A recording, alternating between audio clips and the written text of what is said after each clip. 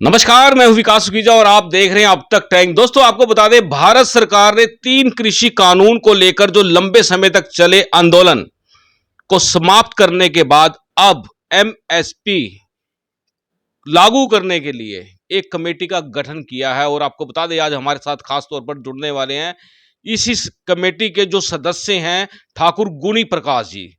आपको बता दें, गुनी प्रकाश लंबे समय से किसानों के नेता हैं और किसानों की आवाज बुलंद करने में हमेशा तत्पर रहते हैं। और आपको बता दें, गुनी प्रकाश जी के गुण क्या हैं।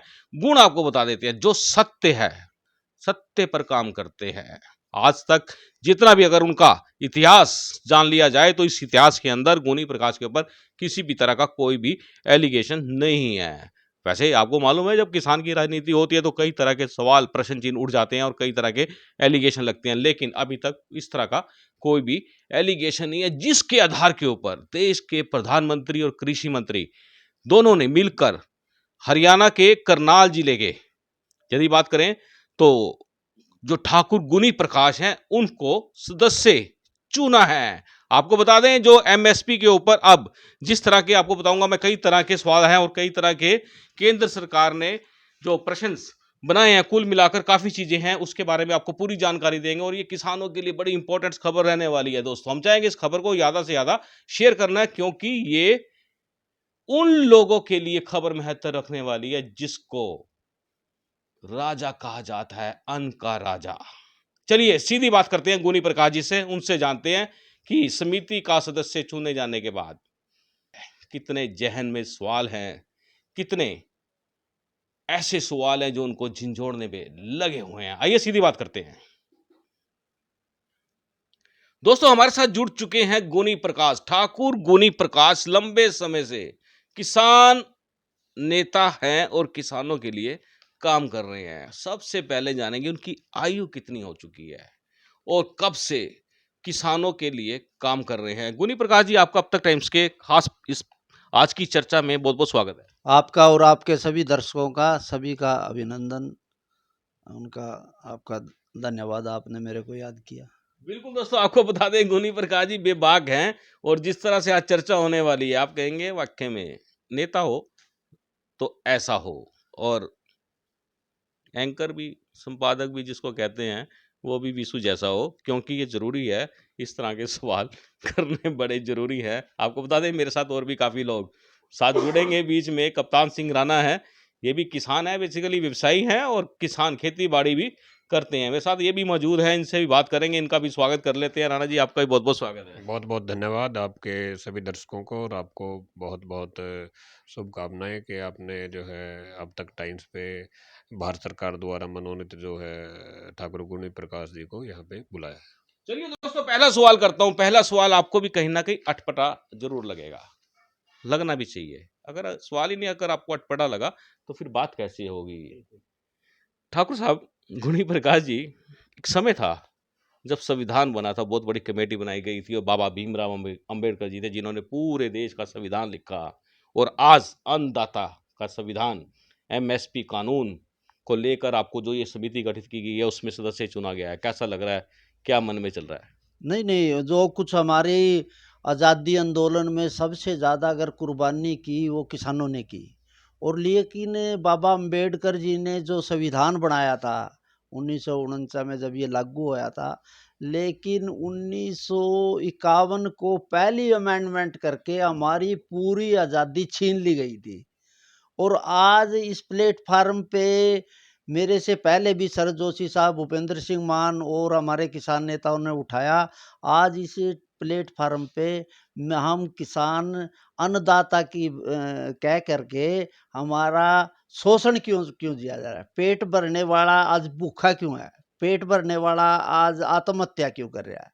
ये दिल में इस माननीय प्रधानमंत्री, जो कृषि मंत्री जी ने मेरे को जो मनोनीत या मेरे को सदस्य बनाया है, मैं वो सारे सवाल आज तक जो 1951 से लेकर आज तक के, वो माननीय प्रधानमंत्री जी उनके सामने और जनता के सामने और इस एमएसपी में और इसमें कानून बनाने में मैं अपने तर्क, अपने किसान हित में और अपनी जो पीड़ा है वो उसमें पीड़ा तो आपने जाहिर कर दी है कि 1951 के बाद जिस तरह से किसान को अन्न का राजा कहा जाता है, अन्न देवता कहा जाता है, और आप सुन सकते हैं कि किस तरह से 1951 के बाद किसानों के अधिकारों का शोषण हो जाता है। क्या लगता है, मन में बहुत सवाल हैं आपके, और सरकार को मालूम है कि गुनी प्रकाश बहुत से सवाल, बहुत से तर्क वितर्क करने के लिए समिति के अंदर रहने वाले हैं? बिल्कुल, मैं जो हमारी जो था, मैं भी विद्यार्थी रहा शरद जोशी साहब का, भूपेंद्र सिंह मान का। वो मैं जो उनके सवाल हैं वो पुनरावृत्ति होगी कि जोशी साहब की जो विचारधारा है वो उसमें मैं अपनी बात रखूँगा और तर्क रखूँगा कमेटी में। और उसमें कोई उत्तेजना ये नहीं होगी कि हम कम से कम अपने धैर्य से, अब सारा देश तो व्यापारी बन गया, सारे देश ने तो व्यापार कर लिया और हमारे को अन्नदाता कह के फांसी के फंदे पे लटका दिया।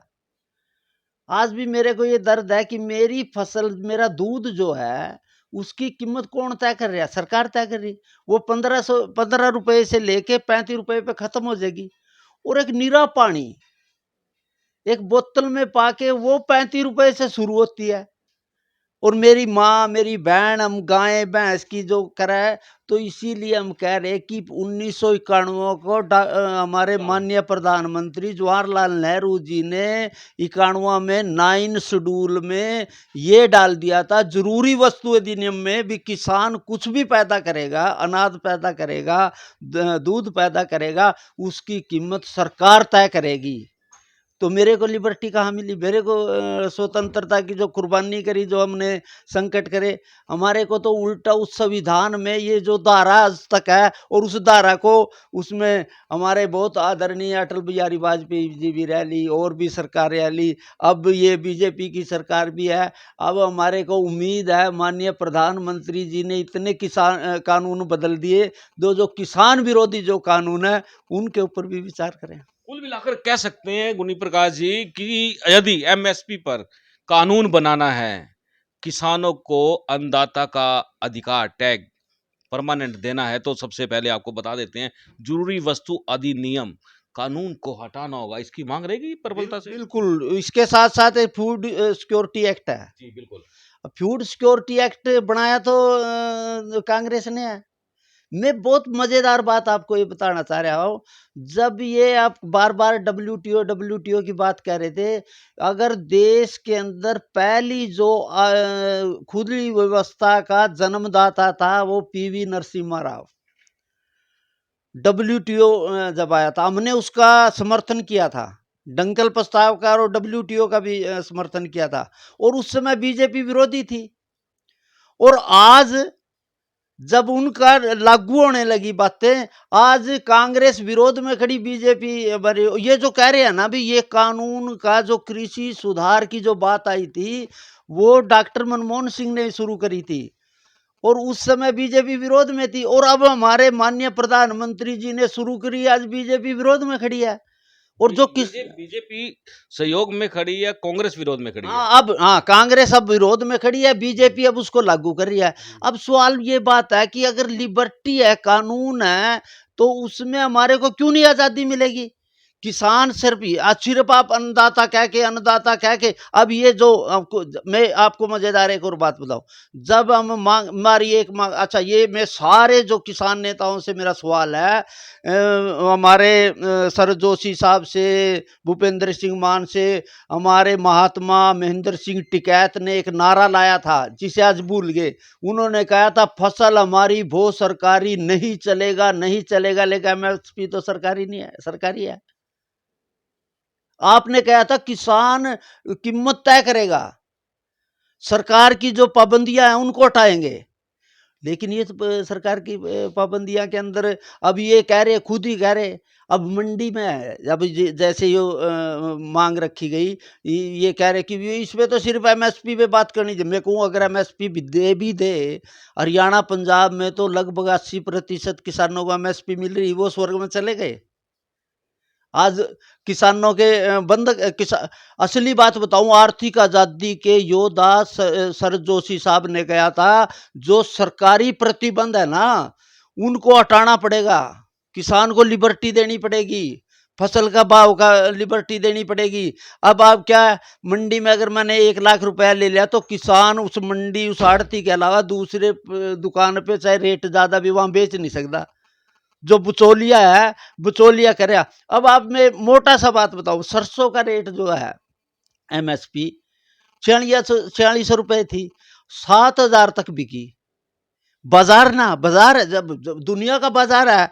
अब और मेरे के पास क्या है, ये जो एमएसपी की बात करें, एमएसपी का सबसे फायदा है सरकार को, चाहे वो कांग्रेस है, चाहे कामरेडा की है, चाहे बीजेपी के। वो क्या कर रहे, एमएसपी पे सरकार की खरीद करते हैं और खरीद गोदाम में दर दी, और गोदाम के बाद फिर उसने जनता में बांट दी फ्री में।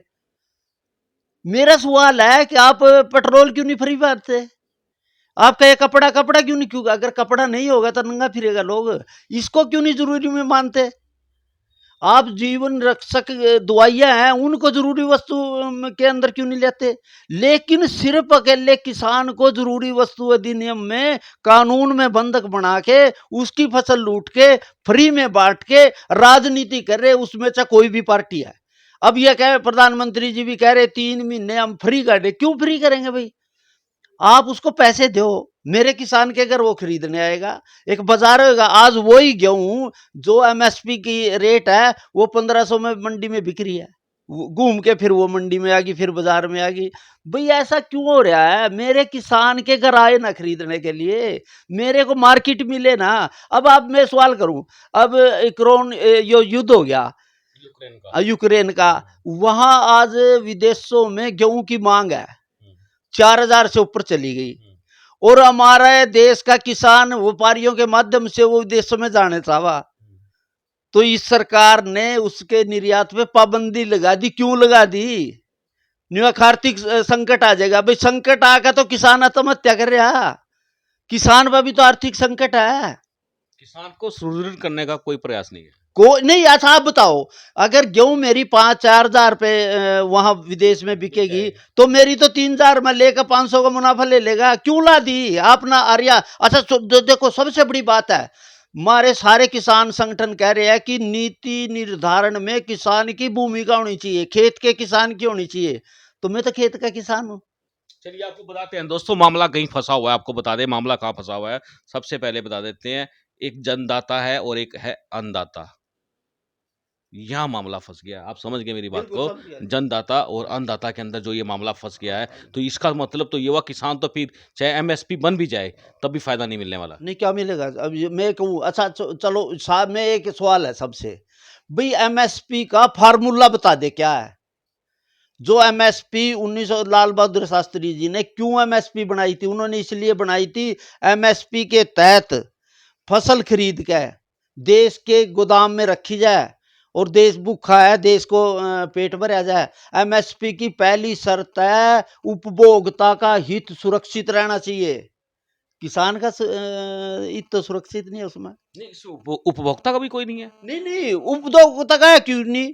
आप ये बताओ, आपका पिज्जा जो खा रहे हैं उसका कीमत कौन तय करा? पानी की कीमत कौन तय करा? जो दाल मेरे घर आके जनदाता कर रहा है ना उसको। नहीं, उपभोक्ता का तो सुरक्षित हो गया। भाई मेरी गेहूं की कीमत बढ़ी नहीं सकती, गोदाम में आप भंडारण नहीं कर सकते, व्यापार नहीं कर सकते, इसलिए वो गेहूं से। अब एक बात बताओ, दाल के रेट बढ़ गए तो इन्होंने क्या करा, विदेशों से दाल मंगा ली ताकि किसान की दाल के रेट ना बढ़े। इन्होंने गेहूं चीनी मंगा ली, पाकिस्तान से चीनी मंगा ली। क्यों मंगा ली? क्योंकि किसान की चीनी का, गन्ने का रेट ना बढ़ जाए।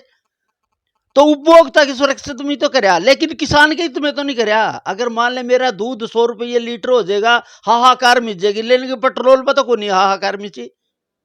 मेरा दर्द ये है कि मेरे एक रेट दूध का 1 किलो बढ़ने पे सारे देश में हाहाकार मर जाएंगे। पेट्रोल पे क्यों नहीं हो रही, और चीजों पे क्यों नहीं हो रही? दोस्तों आपको बता दें, दूध भी 60 रुपए से 65 रुपए होगा और 70 रुपए किलो बिक रहा है। और बात है कि रेटों को निर्धारित करेगा कौन? मामला फंसा हुआ है जनदाता और उसके बाद अन्नदाता, और उसके बाद जो ये पूरा खेल, जो दोनों के बीच में जो खेल खेल रहा है वो ब्यूरोक्रेट्स खेले जा रहे हैं। मुझे लगता है ऐसा, मुझे सारा का सारा मामला जो दिख रहा है कि ना तो सुनवाई हो रही है अन्नदाता की, और जो जनदाता करना चाह रहा है वो एक कठपुतली बना हुआ है, लगता है ऐसे कि जो ब्यूरोक्रेट्स हैं उसके पूरे मामले को लेकर। आपको क्या लगता है? नहीं, नहीं, आप एक बात बताओ, ये जो ब्यूरोक्रेट है ना, ब्यूरोक्रेट अब हमारी कमेटी में ब्यूरोक्रेट आ रहे हैं। तो आपकी कमेटी में सुनो, ब्यूरोक्रेट्स हैं, हमारी मैं आपको हाँ, बता दूं एक बार, हाँ, देख आपको लो, कमेटी हाँ, में हाँ, जो बताओ, ब्यूरोक्रेट्स हैं हाँ, आपको बता बताओ। देते हैं। चलिए आपको बताते हैं। दोस्तों, भारत सरकार ने जो ये भारत सरकार का राजपत्र जारी हुआ उसके अंदर बता देता हूं आपको कि अध्यक्ष कौन है। अभी तक आपको ये पूरी जानकारी किसी ने नहीं दी होगी। सबसे पहले हम लोग दे रहे हैं अब तक टाइम्स पर। ज़्यादा से ज़्यादा शेयर करना और कमेंट्स करना। आपको मैं बता देता हूं जो भारत सरकार ने अभी नोटिफिकेशन जारी किया है उसके अंदर आपको बता देते हैं अध्यक्ष जिसको बनाया गया है वो है संजय अग्रवाल है, और ये पूर्व कृषि सचिव है, यानी कि ब्यूरोक्रेट्स रहे हैं। और उसके बाद बता दें सेकंड नंबर पे जिसको लिया गया है सदस्य नीति आयोग कृषि, उनको लिया गया रमेश चंद्र जी। और उसके बाद बता दें नंबर 3 के ऊपर है कृषि अर्थशास्त्री हैं, उनमें लिया गया है डॉक्टर CSC, ये शेखर हैं, भारतीय आर्थिक विकास संस्थान से। और उसके बाद और हैं डॉक्टर सुखपाल सिंह है, ये IIM अहमदाबाद से हैं। और दोस्तों जो ये जानकारी मैं आपको दे रहा, अभी तक किसी के पास जानकारी, ये पूरी जानकारी नहीं है जो हम आपके पास लेके आए हैं। और मेरे पास पूरा नोटिफिकेशन है। नोटिफिकेशन मैंने खास तौर पर मंगवाया और निकलवाया। उसके बाद बता देते हैं आपको राष्ट्रीय स्तर पर पुरस्कार विजेता एक किसान है, उनको लिया गया है श्री भारत भूषण त्यागी हैं। और दोस्तों अब जो बड़ा सवाल उठ जाता है किसानों के लिए, अन्नदाता के लिए जो बड़ा सवाल उठता है, उसमें जो 5वें नंबर है कि किसानों के प्रतिनिधि लिए गए हैं, जो किसानों के नेता होते हैं उनको लिया गया।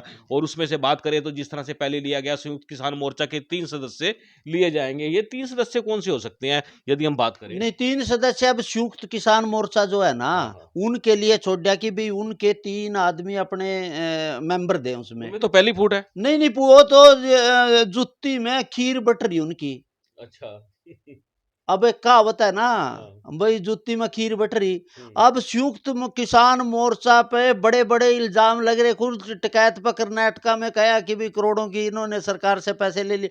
अब तो ये जो संयुक्त किसान मोर्चा है ना, अब वो तो जूता प्रेत मोर्चा बन गया। अब एक तरफ राकेश टिकैत है, एक तरफ दुल्लेवाल है, एक तरफ ये यादव है, एक तरफ दूसरे। अब मैं ये कह रहा, ये 3 आदमी अपनी एकता करके अपने 3 आदमियों के नाम दे ही नहीं सकते। और दूसरा बात, इन के पास कहने के लिए कुछ नहीं है। मैं ये कह रहा, कोई दुनिया की सारी जो लड़ाई है ना, महाभारत में भी टेबल पे बात हुई थी, चल बाद में लड़ाई होगी। दुनिया की यूक्रेन की कितनी लड़ाई होगी, वहां भी टेबल पे हुई। मैं कहूँ अच्छा, दूसरी बात, मैं आऊंगा मान ले मैं उसका मेंबर आ गया और मैं तो WTO का समर्थन भी हूँ। आप तो विरोधी हो, आप टेबल पर मना करो ना, तर्कों पे आ रहा हो ना, क्यों डर रहे हो? मैं यो कह रहा, राकेश टिकैत, योगिंदर यादव, दर्शन पाल और इनके जो मेंबर हैं वो तो पढ़े लिखे आदमी हैं। अब हम तो अनपढ़ किसान हैं। आप मेरे से बहस कर लो, क्यों डर रहे हो? आप मेरे मैं अब भी निवेदन कर रहा आपसे, हाथ जोड़ के विनती कर रहा, आप MSP में जो मैंने कहा कि मंडी की जो लूट है, जो फड़ी की लूट है, और किसान की जो टेक्नोलॉजी है या आयात निर्यात की बात है, और निर्धारण करने की कौन सी फसल कौन होएगी, जीरो बजट पर होएगी, न्यू कह जी MSP की बात करो। मैं कहूँ MSP तो हरियाणा पंजाब में मिल रही, वो चले गए स्वर्ग में। और MSP तय जो करेगी, मैं कह रहे हैं वो तो उपभोक्ता की, तुम्हें आप उसमें बहस करो ना। फिर तो डॉक्टर ना हमारे महेंद्र सिंह टिकैत ना यह बात क्यों कही, भाई फसल हमारी वो सरकारी नहीं चलेगा, नहीं चलेगा, तो MSP तो सरकारी है। आप इन पाबंदी जो कानून है ना, जरूरी वस्तु अधिनियम है, फूड सिक्योरिटी एक्ट है या MSP है, आप ये कहो ना कि हम बेचेंगे, हम अपनी शर्तों पे बेचेंगे। अब मान ले आप, अच्छा दूसरा एक हुआ फतवा जारी करना, और ये फतवा जारी कर देंगे, सुप्रीम कोर्ट पर भी कह देंगे हम नहीं बात करेंगे, मीटिंग में प्रधानमंत्री में बात करेंगे, मीटिंग के बाद। और जब भी ना ये उठाया, उसके पीछे आप कारण देखो, एक छोटी सी चिट्ठी लेकर के, रब भी क्या है, हमारी बात ही नहीं मानी गई। ये इनका फतवा है, एक इनकी सच्चाई की बात। योगेंद्र यादव बताओ कितने एकड़ में खेती करा? महेंद्र सिंह टिकैत जब शुरू में थे, उन पर शुरू में कितनी जमीन थी, बाद बात तो खैर होगी। खुर राज्यपाल साहब, उनका इतिहास देखो। गुरनाम सिंह चुड़ुन्नी तो करना उसे क्या नाम ले, पंजाब से गोद में आया, यहाँ हरियाणा में आका नाने की डेयरी पे आ गया। ये खेती थोड़ी करा। अच्छा दूसरी बात, किसान बहुत समझदार है, इन्होंने किसानों के नाम पर राजनीति करी। गए चुनाव में, इनकी सारे की जमानत, मैंने पहले ही कहा था, अगर एक भी जमानत जब्त होगी तो मैं अपनी पगड़ी दे दूंगा ना। लेकिन मेरी पगड़ी बच गई, जमानत जब्त होगी सबकी।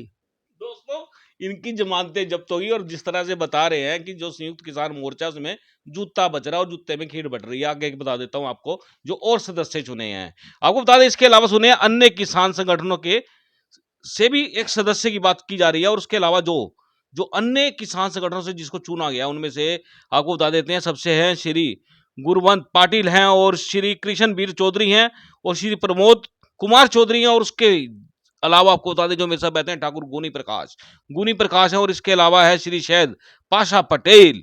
आपको बता दें इन लोगों को सदस्य चुना गया है और उसके बाद और बता देते हैं किसान सहकारिता समूह के प्रतिनिधि, ये भी एक सरकारी संस्था के ही लोग हैं जिसमें दलीप संधानी है चेयरमैन इफ्को, उसको चुना गया और उसके बाद श्री विनोद कुमार महासचिव है CNRI, इनको चुना गया और CACP के वरिष्ठ सदस्य है श्री नवीन PC सिंह।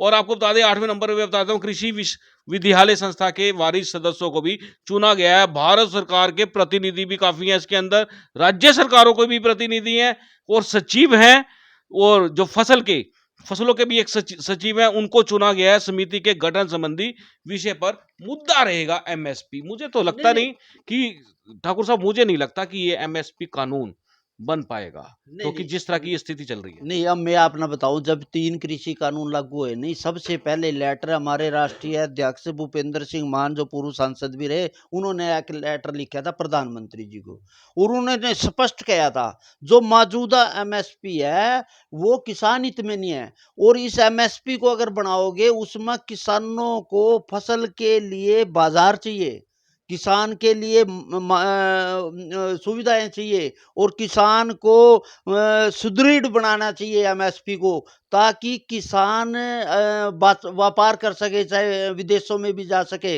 आयात निर्यात पर करे। सबसे पहला लेटर उनका था, बाद में होया। और दूसरी बात मैं कह रहा, बीजेपी कह के ये तो सारे बीजेपी के हैं। मैं अपना बताऊं, मैं भारतीय किसान यूनियन का अध्यक्ष हूँ, भूपेंद्र सिंह मान जो फाउंडर है भारतीय किसान यूनियन के।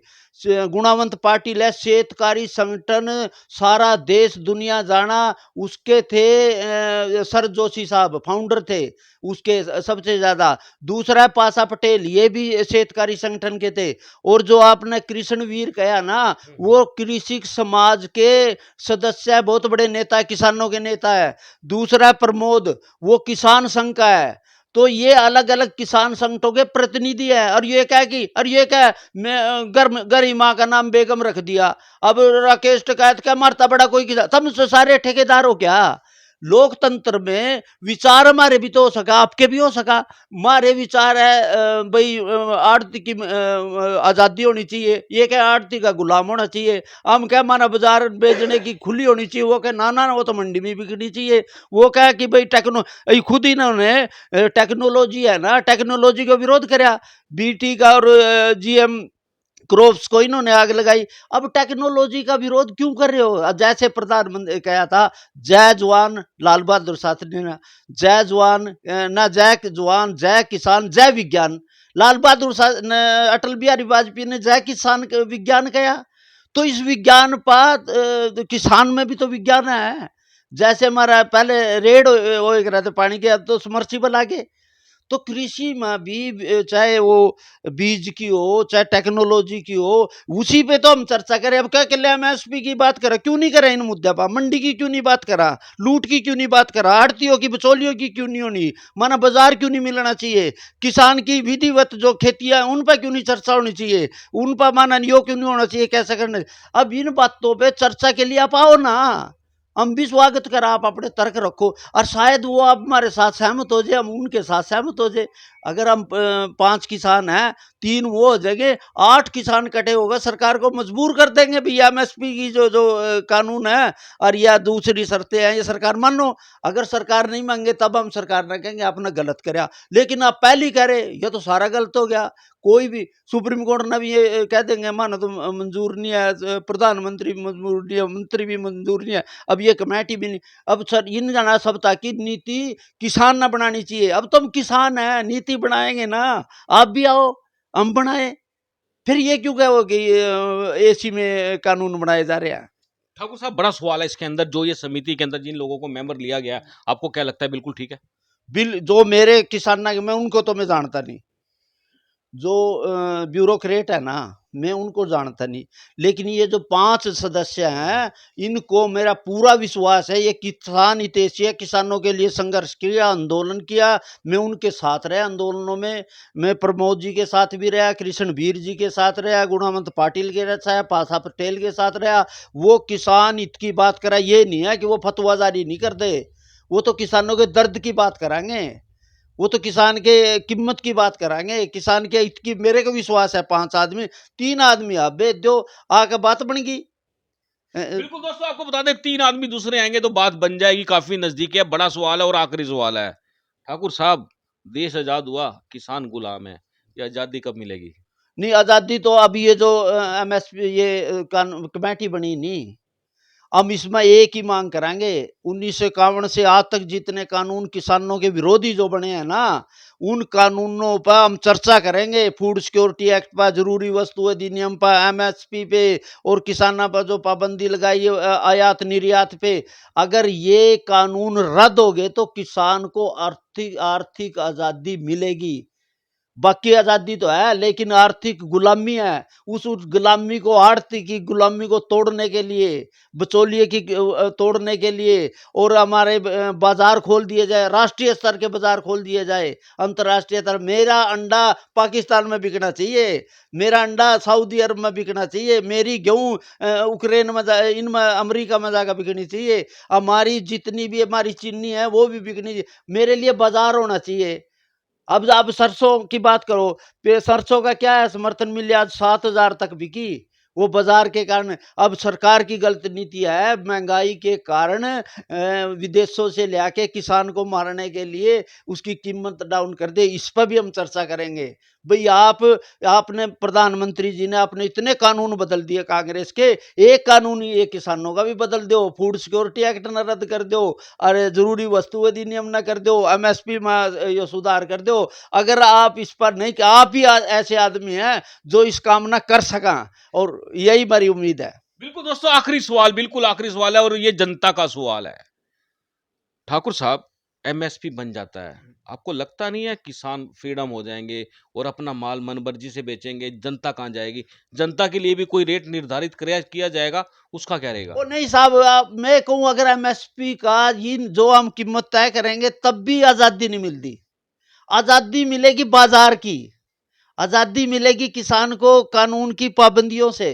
अगर अकेली एमएसपी में ये कह रहे एमएसपी पे मान ले कितनी भी बढ़ा दो, और तो महंगाई के आधार पर बढ़ा दो। अब जब न्यून सूचांक मूल्य जब जोड़ोगे, उसमें तो मारेगा। अब बिजली के बिल तो मेरे साथ को नहीं जोड़े गए, खाद के रेट तो को नहीं जोड़े गए। मेरे पास मजदूर जो है ना, जो मजदूर मेरे पास 50 रुपए लेकर आता, जो 500 रुपए ले, वो जोड़ी गई क्या? स्वामीनाथन आयोग ने जो रिपोर्ट करी थी, वह साहब उसका मेंबर सरदार हमारे भूपेंद्र सिंह मान, ना भूपेंद्र सिंह हुड्डा उस टाइम मुख्यमंत्री थे, 8 में उसकी कमेटी के चेयरमैन बनाए गए थे, 14 तक मुख्यमंत्री रहे, लेकिन लागू क्यों नहीं करे? आज बीजेपी लग रही बात करने, क्यों नहीं करी? स्वामीनाथन आयोग की रिपोर्ट ये चेयरमैन होते हुए क्यों नहीं करी? अब भी अब तक भी वो स्वामीनाथन आयोग आज वो बस्ते में उस पर। लेकिन अब हम कहेंगे कि हमारी जो ये कमेटी है, उसमें जोर शोर से उसको हम अपने बातें तर्क रख के, और सरकार ना बाध्य करेंगे कि हमारी ये सिफारिशें लागू करेगी। मतलब कुल मिलाकर जो रहता खिंडा हुआ है 1991 से लेकर आज तक, वो सिमट जाएगा।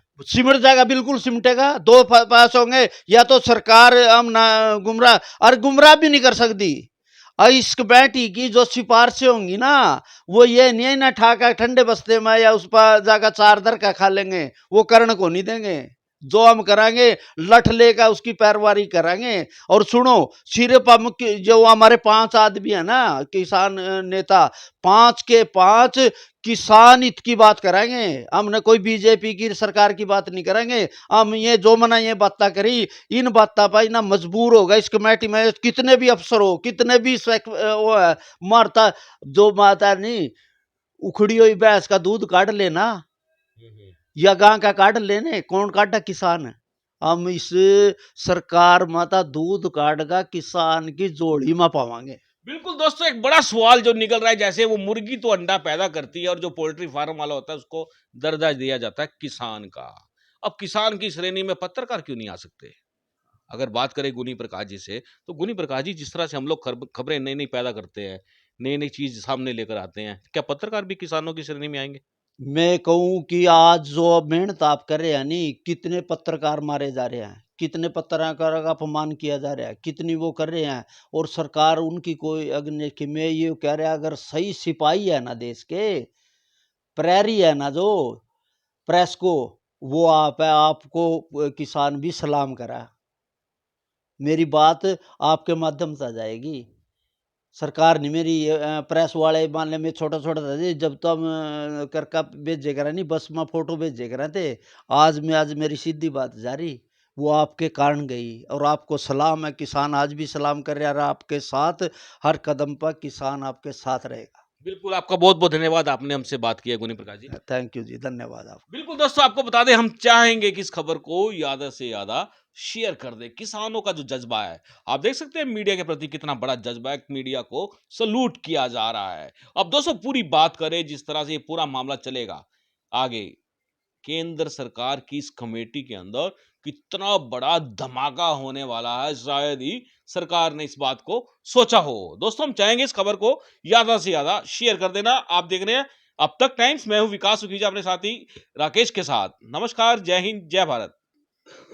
This is important for you and your loved ones. Choose a policy today from Star Health Insurance. This is important for you and your loved ones. Choose a policy today from Star Health Insurance.